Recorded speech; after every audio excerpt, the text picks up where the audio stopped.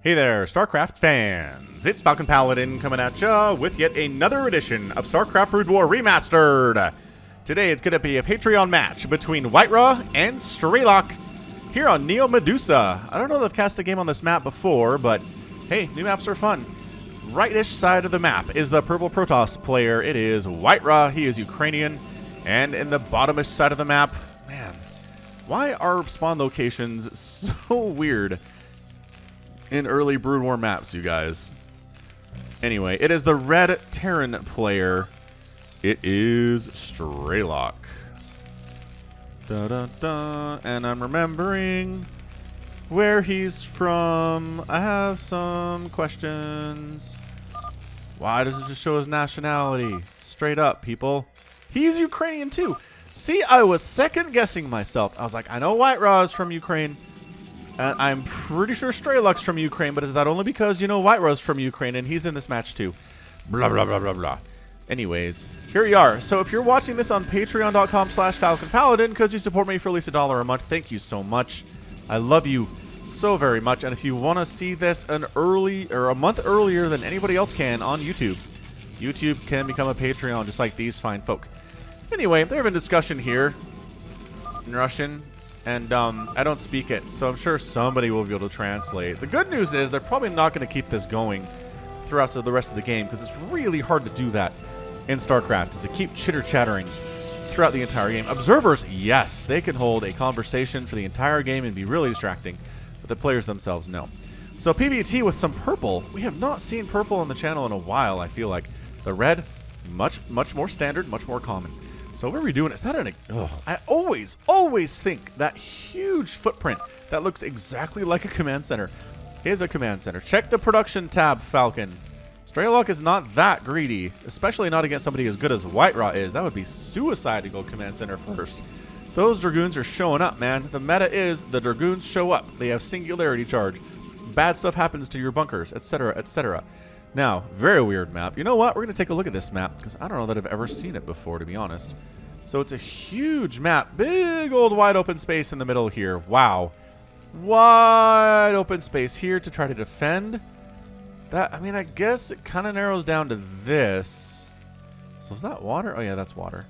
All right, fair enough. We got a big old Protoss temple hanging out that kind of looks like an Aztec temple from South America, which is kind of cool. But, anyway, so this is Neo Medusa. And yeah, I mean, I guess that's a... Oh, yeah. So if you mine these and kill the temple, you can come up on this high ground and harass that mineral line, which is kind of cool. All right. There are some things. There are some things we're seeing here today. But yeah, both players are just scouting around. Singularity charge is on the way. We've seen that in PvTs a million times over. Factory coming in, recognizing that tanks are their way to stop this. And really fairly incredibly standard game thus far. Yeah, the probe can't get into scout, but I mean, what else are you going to see here? Obviously, it's going to be a factory. First Dragoon on the way. Singularity charge is about 20% complete. Dragoon wants to kill this SCV, but it takes about 8 shots to do so. There's an exact number. I always get confused whether it's 7 or 8, but again, I have 3 remaining brain cells. I'm trying to remember things like when my kids were born, which, boy howdy, let me tell you what. I called my kid's doctor the other day to set up a checkup for one of them, and they were like, "What's your child's birthday?" And I was like, brain freeze. And in fairness, he was born in the same month as his mother, and like they're 2 days apart. So I'm always like, okay, is it the wife's birthday or is it the son's birthday on this one? Which one's the other one? I don't know, man. I have just dad brain rot disease is all there is to it. So like I said, remembering stuff is hard. Doing my best. Okay, so the Dragoons are going to be here, but man, this is some early tank stuff we're seeing here from Strelok. I am liking it a lot. The 2 Dragoons are here. They're not really in position to do anything. There's no bunker for them to attack. There's no expansion for them to harass at all. Neither player's really feeling comfortable expanding on this map. Because again, it's so wide. Walling off is just nigh impossible. Yeah, see how the vulture is useless in the situation unless it has spider mines, which it does, by the way. I just tossed one down on that ramp. To prevent Dragoons from walking up here and harassing. I'm down with that positioning. And now the Marines have to come up and try to shoo these Dragoons away. Again, did he lose his tank? Oh, White Raw came in and got the tank. He must have. There was a tank here. Oh, is this it? I don't know. Either way, there's a tank here now, and I guess that's all that really matters. Spider-Man's getting tossed down. Dragoons really don't want to come in here. Might be bait a little bit. Come on in. I'm just a lonely old tank. You can kill me real easy, he says. But at the end of the day, Alright, so Robotics Facility Observatory coming in. He wants detection to deal with those annoying spider mines. He's expanding at the same time that Strelok is. These players know each other extremely well. I can't imagine if you're one of the handful of professional StarCraft players to come from Ukraine, you haven't practiced against each other 100 million times, right? I feel like that's got to be something that's probably happened. Anyway, more Dragoons coming out. Supply depot on the way here. 2 siege mode finally being researched after the Spider-Man research was complete, which they both effectively do the same thing at this stage. Is that another Nexus? It is another Nexus. So this high ground Nexus, which is only minerals, but it's pretty easy to defend. So, I mean, that's your trade-off. You want gas, but if you're a Protoss player playing in a PvT, you need to make a lot of Zealots anyway. So, hey, having extra minerals for your third and not having any gas is not a huge deal, as long as you have 2 Vespene Geysers to work with, as he definitely does. So here we go. I mean, Whiterah, the longer you leave a Terran player alone, the worse it's going to be for you. That tank count keeps getting higher and higher. Suddenly the tank count is 18, and stuff does not go your way. The way we've seen Protoss beat Terran is just continually throw Dragoons up against them over and over, killing tanks as fast as you can, as much as you can. And sure, maybe you can't kill all of them.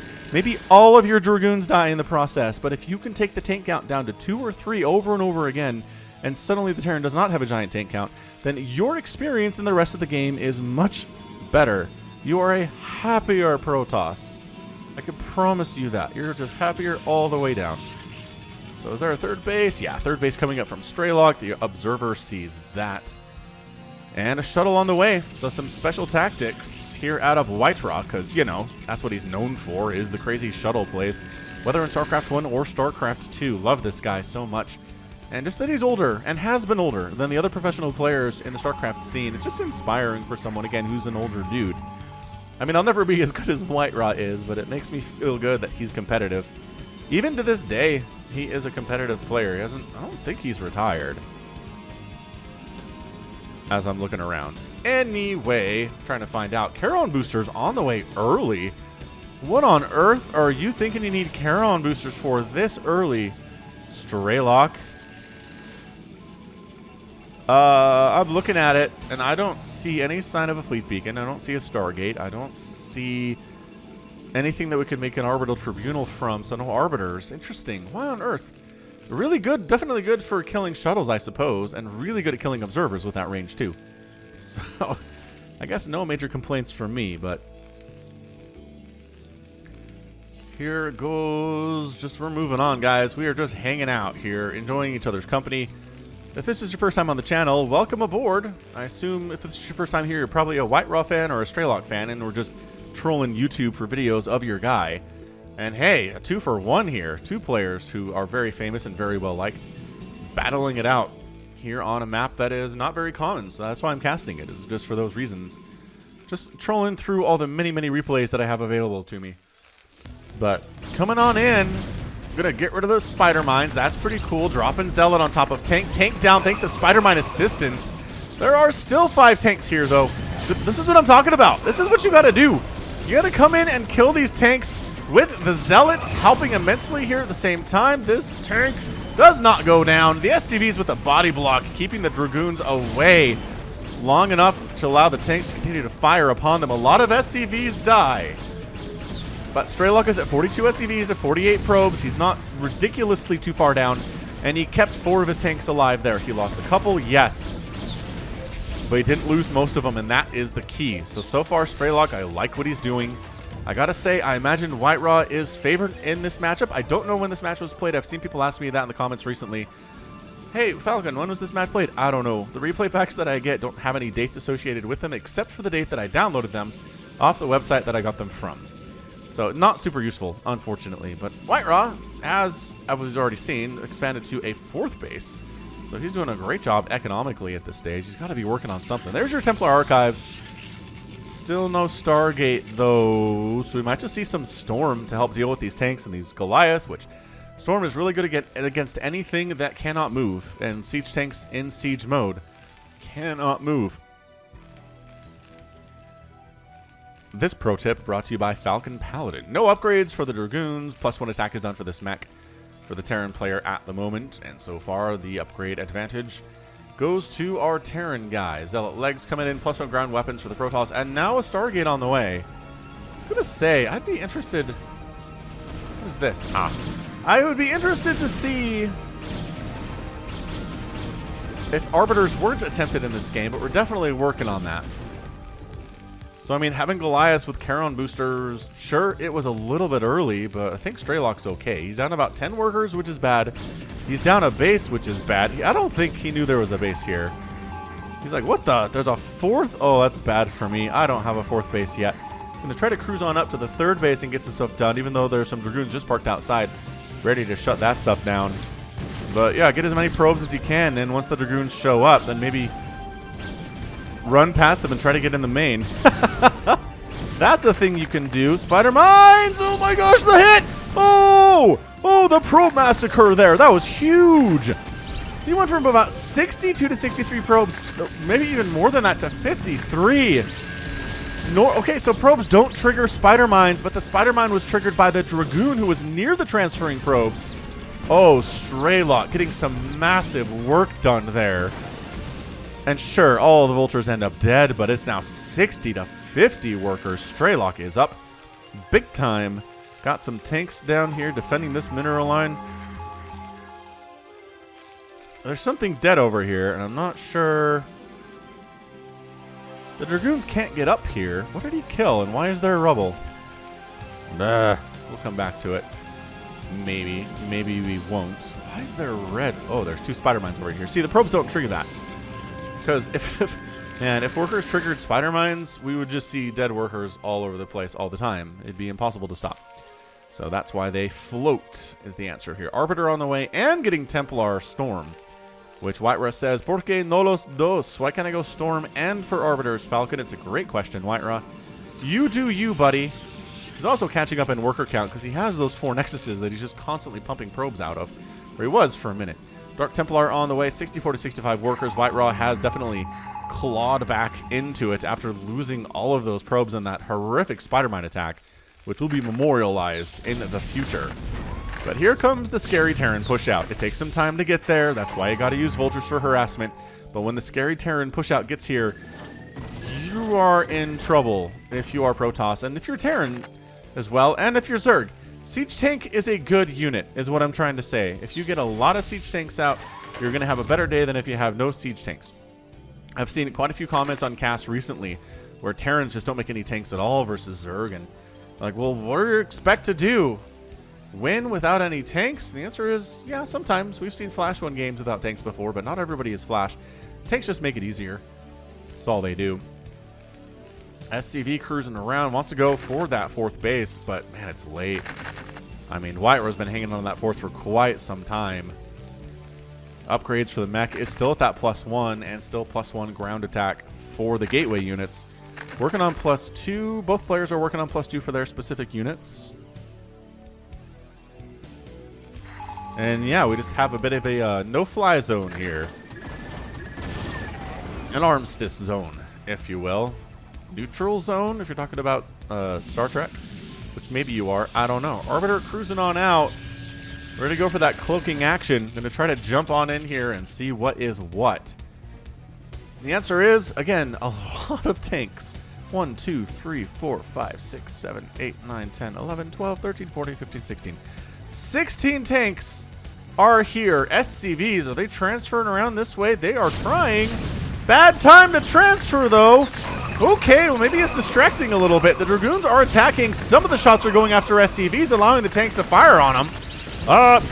Decent storm here coming in, storming all over the tanks. The barracks ends up falling. Another storm gets tossed out, but it does take 2 storms to kill a tank. Or, you know, if you just weaken it. Dude, these SCVs are in trouble all of a sudden. Are they? I don't. Oh, this is really bad for Strelok. Why did he transfer the SCVs up here? He should have pulled them all back, but I guess he was busy defending, which is understandable. But at the same time, holy crap, 156 to 111 supply. White Raw is in the lead. And he's pushing into Strelok's attempt at the fourth base. I do not see this going well for the Terran player right now. The Dragoons are trying to come in and attack in a way that the tanks can't hit them from over across this water. And I think they found a pretty darn good spot to do it. That +1/+1 is done. The armor is done for the gateway units. That +2 attack is almost complete. +2/+1 is done for the mech. They have the upgrade advantage here, but what they don't have are the numbers advantage here. Does he have detection available? I mean, he's attacking. Wow, that's a lot of dead Dragoons all of a sudden. That Arbiter is untouched and unopposed. But can they save this command center is the question. Good stasis coming in. Great stasis coming in there. And it does actually allow the Dragoons to finish off the command center at the fourth. That's really great stuff. Really fantastic stuff here. Oops, shuttle! Boop. Never mind, the Goliaths are present. The Arbiter has to get out, and it does. It does get the heck on out of there. The Goliaths will fight, man. They will fight you with that +2/+1 attack. They will kill your Observer, and when your tanks pop out, they will die. So 153 to 112 supply, not looking good for the Terran player. Again, still on 3 bases, while the Protoss is happily mining off of 4 with his 64 probes, so only 50 SCVs. Recall being researched, which maybe a recall could be a good coup de grace here. I just don't see Strelok coming back from this. Again, White Raw is favored in a game where you lose that many workers and a base and a bunch of tanks all pretty much at the same time, and you find yourself down 50 supply to your opponent, who again is favored over you. Coming back is going to be hard, but he's doing the Terran thing, which is make a bunch of tanks, get those upgrades, work on that +3 as much as you can, and then see what you get from there.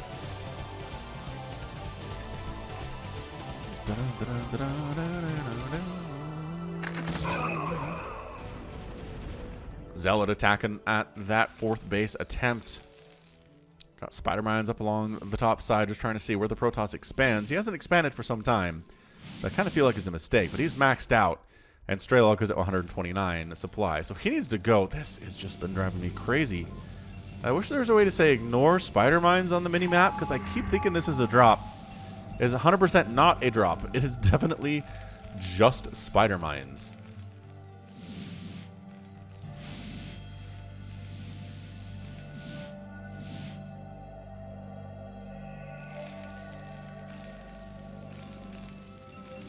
Alright, well, I say this a lot, but once you're maxed out, the longer you go without attacking your opponent, the more time they have to catch up and get maxed out too.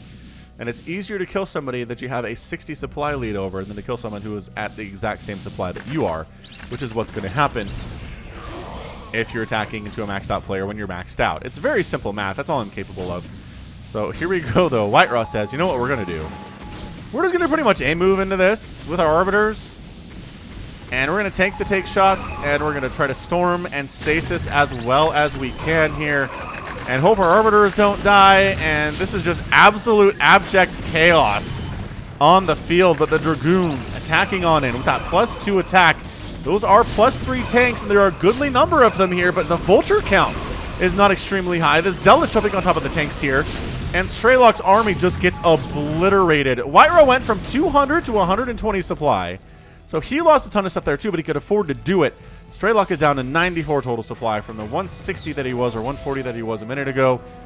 And once these tanks get wiped out, there's a single tank trying to stop this from happening. 2 tanks that are trying to stop this from happening. The stasis will wear off eventually. It takes a lot longer than Terran fans would like, and sometimes Protoss fans would prefer that it wears off sooner too, because there's less time waiting around in a dangerous position to wipe that out. So 150 to 90 supply. Base up north is trying to be taken by White Raw behind all of that, but some Vultures and Goliaths are having something to say about that. However, this fourth base of Strelok, which has been killed once before, is going to be killed again. All the SCVs at this location are going to die. There aren't a huge number of them, but it's going to go from about 48 workers down to a healthy total of, well, some of them are going to escape. The command center was the priority target here, to 43 workers. So not as many died. The Nexus actually got killed here by Strelok. So minor victory, but losing the base in the process. The math still doesn't work out in your favor, my man. Not even in the teeniest or the tiniest of bits. And Strelok says, well, let's make more vultures this time to deal with those zealots. I think that was a problem. The Goliath weren't as much of a problem. Weren't as good, rather, against the zealots as they should have been. Even again, considering the upgrade advantage the Terran player has. The 3-2 is fantastic. The 2-2 is good, but not as good. Again, basic maths, what I'm capable of here today.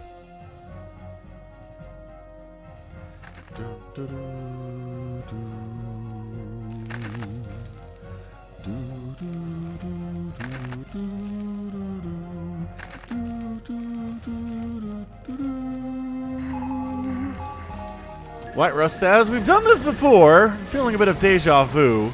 Tacking into the same position I've tacked into twice today.